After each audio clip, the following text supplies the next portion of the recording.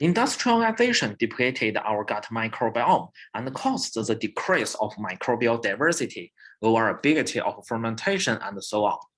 This negative influence has been associated with increased incidence of chronic disease and immune disorders.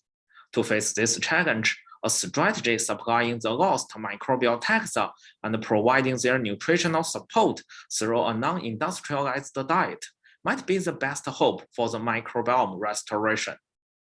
Therefore, we conducted a randomized study with the crossover design to determine the effects of such a strategy on the gut microbiome and host metabolic status.